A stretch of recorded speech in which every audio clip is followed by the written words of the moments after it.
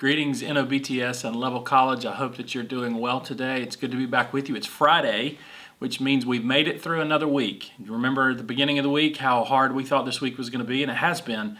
But here we are at the end of it. God got us through it, and we're grateful to God for that. You may be wondering why I'm wearing a Drew Brees jersey this morning. I just want to give a shout out to our quarterback for his kindness and his generosity to our city and to our state. Drew, if for some strange reason you end up watching this video, thank you for your kindness and your love for us as a state and as a city.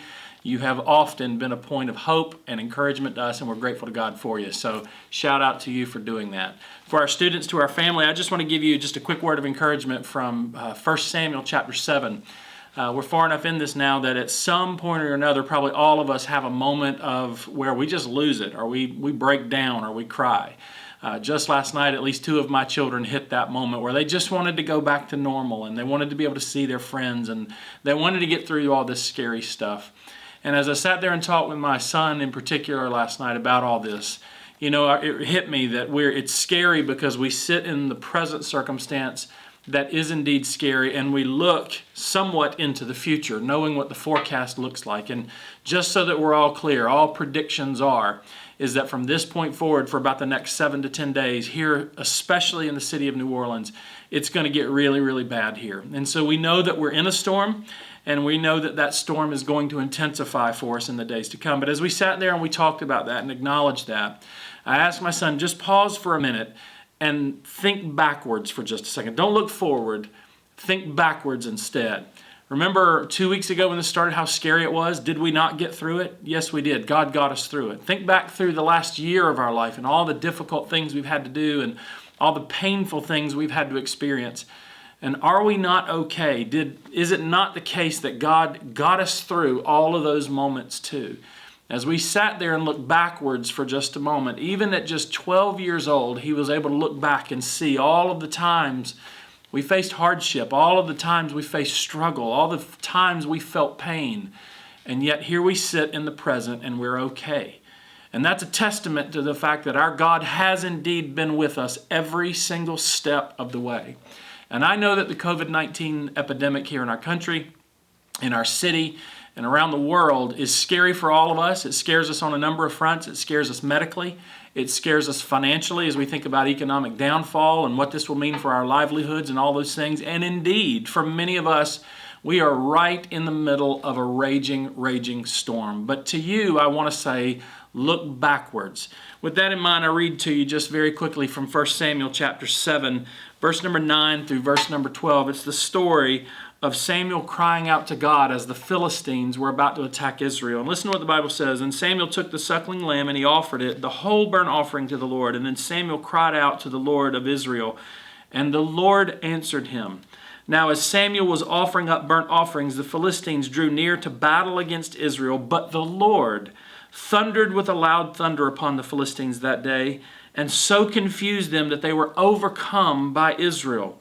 And the men of Israel went up to Mizpah, and they pursued the Philistines, and they drove them back as far as below Beth-kar.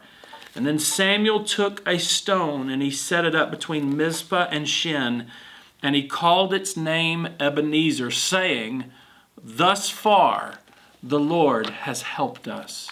In the middle of a battle, when it was at its worst, the people of God were able to see the hand of God with them, sustaining them every single way. And they set up a stone which would become the Ebenezer stone, a place of remembrance that they would look back on that day. And they would be able to say in future generations, our God got us through. Our God helped us. Our God was with us. I don't know what token from your life right now around you that you could grab, something, a little object, a little stone or something that would symbolize this moment that you could grab and keep forever. Because I tell you, as I've told you before, I don't know how and I don't know when, but I do know that our God is going to get us through this. So be encouraged as we face the storm going into this next week. Face that storm by taking inventory of the past, every single moment that God has gotten us through, and note that He is going to get us through this moment as well. We're going to get through it together. On that note, remember, if you're a campus resident tonight, we're going to try something. We do believe that this will be safe. We have a very sanitized station in the cafeteria. We're going to be preparing a lot of burgers. The team is paying extra special attention to the detail of sanitation as they go through this. We're going to prepare burgers for the whole campus. You do need to RSVP on our Facebook page. But at 4:30, we will start a process where one member of your family can come by and grab the meals for your family. And here's what we want you to do. Grab it, go back to your apartment, to your house, to your condo, whatever you have here on this campus. Set up in your front yard, on your balcony, on your porches. If you don't have any of those, get out into one of the big fields under a tree in the shade. We want to put you in a place where you can still see people and talk to people, but at the same time maintain the safe distances that we need to maintain, just to have a time of fellowship and a time of encouragement for your families.